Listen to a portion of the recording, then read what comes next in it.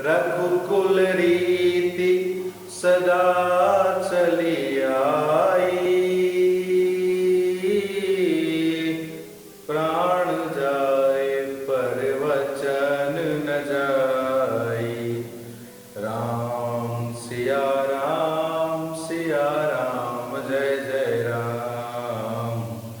राम सिया राम जय जय राम।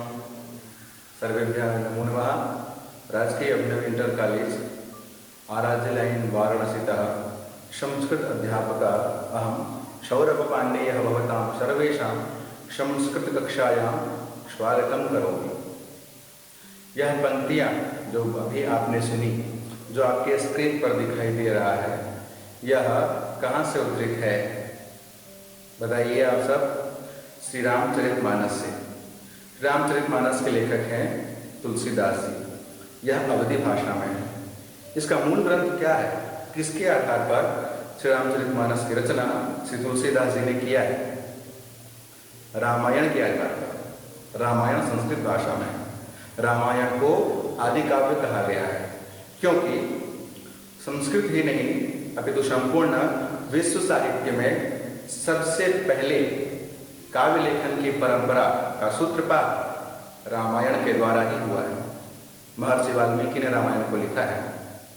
आज हम लोग महर्षि वाल्मीकि द्वारा रचित रामायण के अयोध्या कांड के 18वें एवं 19वें सर्ग के कुछ श्लोकों का अध्ययन करेंगे। बिल्कुल, आज हम लोग आपकी पाठ्यपुस्तक कक्षा 9 के संस्कृत के पाठ्यपुस्तक के दूसरे पाठ, जिसका के शीर्षक है रामस्य पितृभक्ति, इसके प्रथम भाग का अध्ययन आज हम लोग करेंगे। इस पाठ को पढ़ने से पहले इसका प्रसंग जान लेते हैं। राजा दशरथ का नाम आप सभी ने सुना होगा। अयोध्या के राजा दशरथ की 3 पत्नियां थी, कौशल्या, कैकेयी और सुमित्रा। कौशल्या के एक पुत्र श्री राम, कैकेयी के भी एक पुत्र भरत और सुमित्रा के 2 पुत्र लक्ष्मण और शत्रुघ्न। चूंकि राम सबसे ज्येष्ठ पुत्र थे और रघुकुल में सूर्यवंशी राजाओं में यह परंपरा है कि कुल का जो ज्येष्ठ पुत्र रहेगा, बड़ा बेटा, वही राजा बनेगा। इसके अनुसार राम सबसे ज्येष्ठ थे, योग्य भी थे, उनका राज्याभिषेक होने वाला था।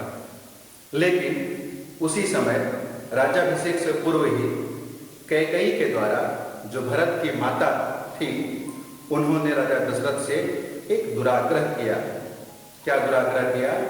प्राचीन काल में शत्रुओं और देवताओं के मध्य में जब युद्ध हो रहा था, तब कैकेयी ने राजा दशरथ के प्राणों की रक्षा की थी और उसी समय प्रसन्न होकर के दशरथ ने कहा था कि 2 वर आप मुझसे मांगिए। तो कैकेयी ने उस समय कहा था कि अभी तो नहीं, जब मुझे जरूरत पड़ेगी तब मैं आपसे वो 2 वर मांग लूंगी। और इस समय राम के राज्याभिषेक से तुरंत पूर्व कैकेयी ने 2 वर जो मांगा उसको पूरा करने के लिए कहा।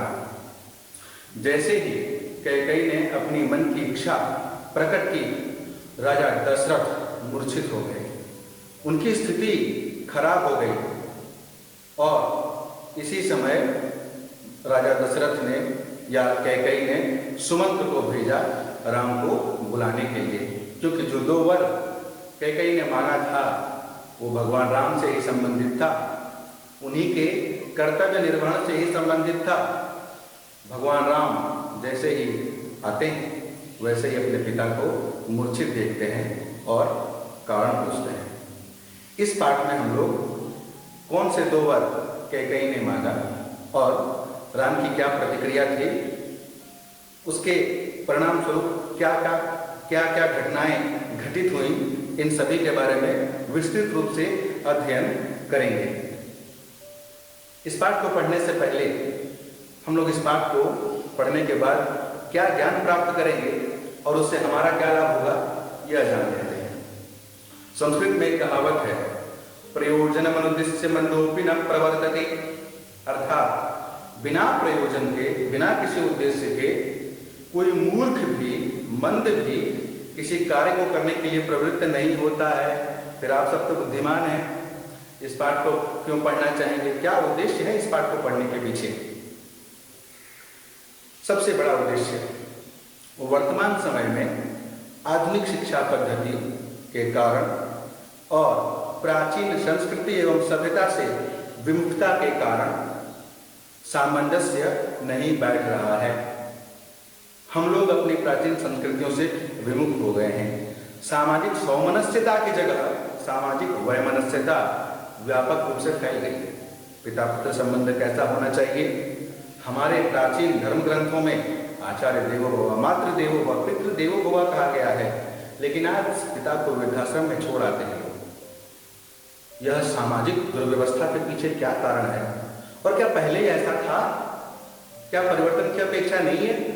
और परिवर्तन होगा तो कैसे होगा? आप सब सोचिए। मूल्य शिक्षा, वैल्यू एजुकेशन का अभाव निश्चित रूप से परिलक्षित होता दिखाई देता है। उसको दूर करने के लिए, आचरण, आचार विचार व्यवहार को सही करने के लिए राम का चरित्र जानना आप सभी के लिए अत्यंत आवश्यक है।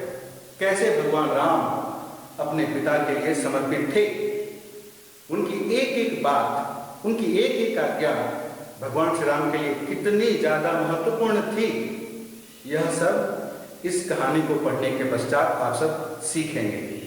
इस काव्य में आचार विचार, आचरण और व्यवहार से संबंधित, आपके मूल्य शिक्षा से संबंधित महत्वपूर्ण ज्ञान आपको प्राप्त होगा। एक पिता के प्रति हमारे क्या कर्तव्य हैं? राज्य, साम्राज्य, धन और तमाम चीजें पिता के समक्ष कुछ भी नहीं है। वो ईश्वर है। इस पृथ्वी पे जन्म देने वाला वह पिता हमारे लिए देवतुल्य है। भगवान राम के चरित्र से हमें आज यही सीखने को मिलेगा। आइए इस पाठ को हम सभी पढ़ते हैं। हम लोगों के पाठ का क्रम कुछ इस प्रकार रहेगा। सबसे पहले हम लोग इस पाठ में प्रयुक्त प्रत्येक श्लोक का सस्वर पाठ करेंगे। श्लोकों के सस्वर पाठ के उपरांत उस श्लोक का अन्वय देखेंगे। अन्वय के पश्चात कठिन शब्दों का अर्थ, पुनः हिंदी भाषा में सामान्य अर्थ और फिर समेकित रूप में उस श्लोक की विस्तृत व्याख्या करेंगे। अन्वय किसे कहते हैं, क्या आप जानते हैं? अन्वय अव्यवस्थित ढंग से श्लोक में प्रयोग किए गए शब्दों को सुव्यवस्थित या सुनियोजित ढंग से प्रयोग करने की प्रक्रिया को ही अन्वय कहा गया है। जैसे हिंदी भाषा में एक वाक्य है कि राम साइकिल से घर जाता है। इस वाक्य में प्रयुक्त शब्दों को अगर अव्यवस्थित ढंग से रखें तो कुछ इस प्रकार बनेगा। राम घर से साइकिल जाता है, साइकिल से है जाता राम घर, राम साइकिल है घर जाता से। इस प्रकार अव्यवस्थित ढंग से शब्दों का प्रयोग श्लोकों में किया गया रहता है। उसको सुनियोजित ढंग से प्रयोग करने की प्रक्रिया को ही अन्वय कहा गया है। किसी भी श्लोक का सटीक अर्थ समझने के लिए उसके अन्वय को जानना अत्यंत आवश्यक है।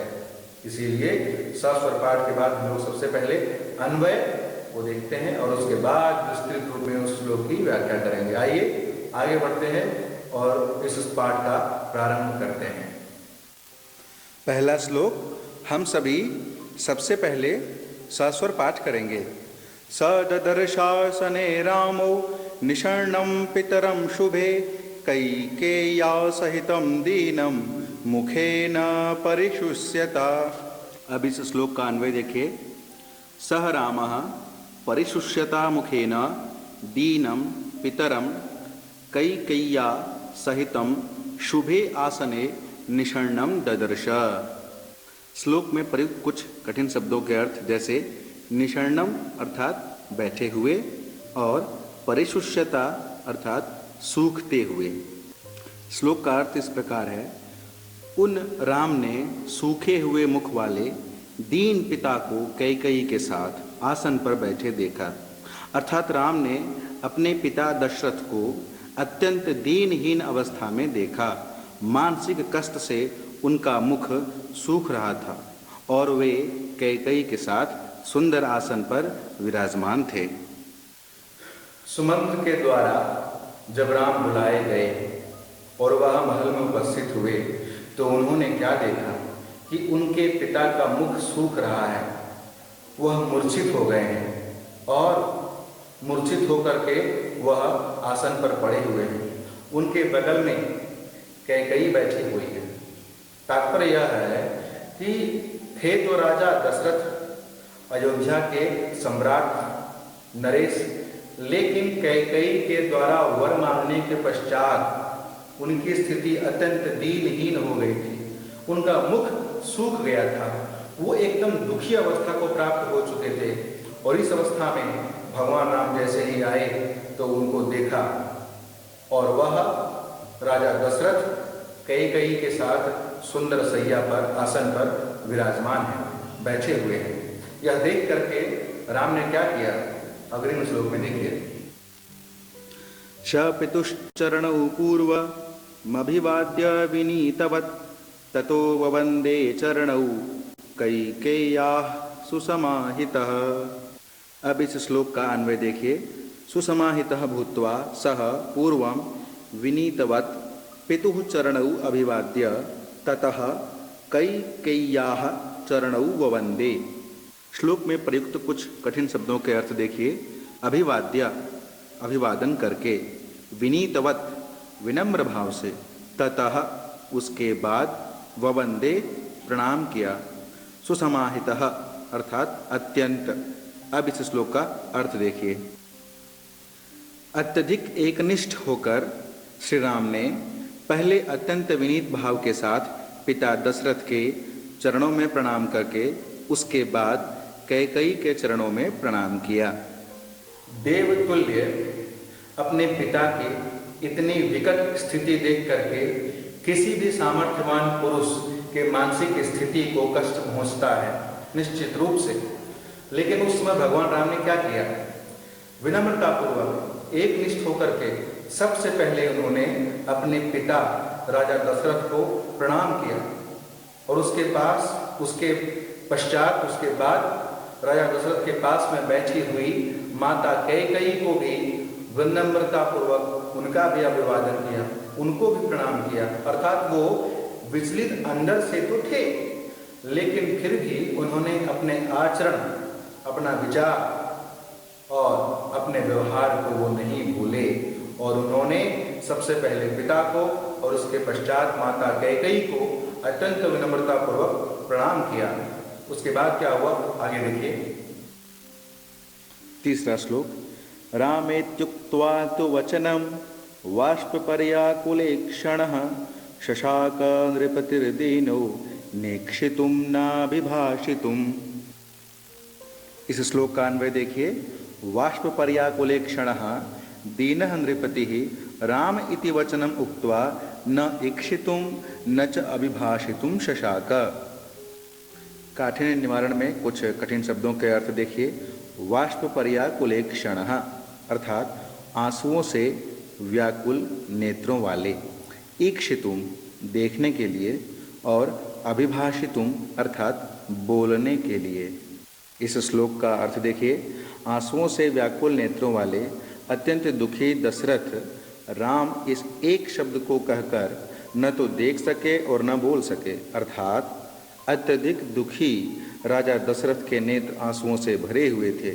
वे केवल राम इस शब्द को ही कह सके। नेत्रों के अश्रुपूरित होने के कारण न तो वे कुछ देख ही सके और अत्यधिक दुख के कारण न कुछ कह ही सके। कैकेयी के वर को सुन करके अत्यंत दुखी हो चुके राजा दशरथ के समीप में जब भगवान राम आए तो उनकी स्थिति अत्यंत खराब तो थी ही, साथ में दुख के कारण उनकी आंखें आंसुओं से भर गई थी, उनकी आंखें डबडबा गई थी, वो कुछ बोल ही नहीं पा रहे थे और उन्होंने सिर्फ एक शब्द बोला, उनके मुख से सिर्फ एक शब्द उच्चरित हुआ। वो क्या था, राम। बस इसके आगे वो कुछ बोल नहीं पा रहे थे, क्योंकि उनकी आंखों में आंसू भर गए थे इसीलिए वो कुछ देख भी नहीं पा रहे थे, न देख पा रहे थे, न बोल पा रहे थे। मूर्छित अवस्था में वह केवल राम बोल पाए, इसके अतिरिक्त कुछ नहीं बोल पाए। आगे क्या हुआ अगले श्लोक में देखते हैं। चौथा श्लोक। चिंतयामास चतुरो रामः पितृहिते रतः किंस्विदद्यैव नृपतिर् न मां प्रत्यभिनंदते। अन्वय देखें। पितृहिते रतः चतुरः रामः चिंतयामास किंस्वित् नृपतिः अद्य एव मां न प्रत्यभिनंदति। कठिन शब्दों के अर्थ देखिए। चिंतयामास सोचने लगे, चतुरः अर्थात होशियार, मेधावी, तीक्ष्ण बुद्धि, पितृहिते रतः पिता के हित में लगे हुए, किंस्वित् किस कारण से, प्रत्यभिनंदति प्रसन्न होकर आशीष दे रहे हैं। इसे श्लोक का अर्थ देखिए। पिता के हित में लगे हुए तीक्ष्ण बुद्धि राम ने सोचा कि किस कारण से राजा आज ही मुझसे प्रसन्न होकर आशीर्वाद नहीं दे रहे हैं।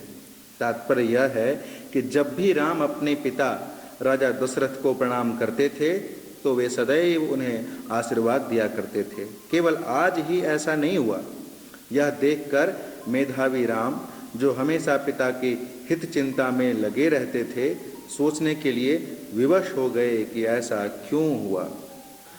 भगवान राम जब कभी अपने पिता के समीप जाते थे और उनको प्रणाम करते थे, अभिवादन करते थे उनका, तो पिता से उनको आशीर्वाद मिलता था। लेकिन आज ऐसा नहीं हुआ।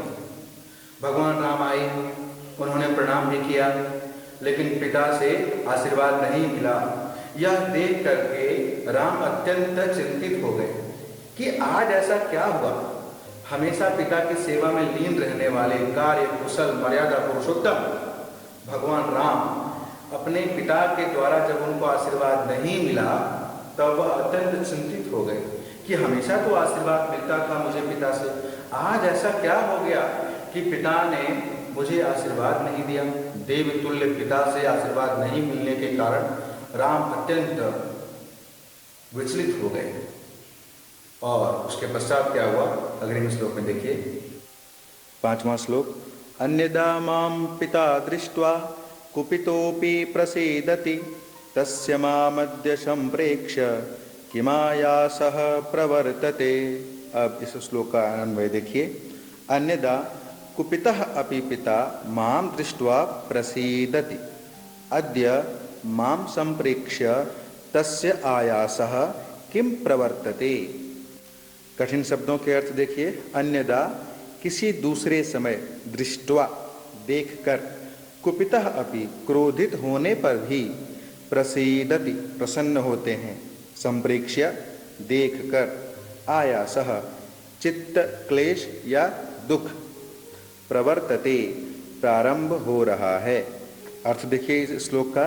अन्य दिनों कुपित हुए होने पर भी पिताजी मुझे देखकर प्रसन्न हो जाते थे, आज मुझे देखकर उनको दुख क्यों हो रहा है। तात्पर्य यह है कि आज के अतिरिक्त दूसरे दिनों में जब पिता दशरथ क्रोधित भी होते थे तब भी वह राम को देखकर प्रसन्न हो जाते थे, लेकिन आज राम को देखने के बाद दशरथ और भी दुखी हो गए।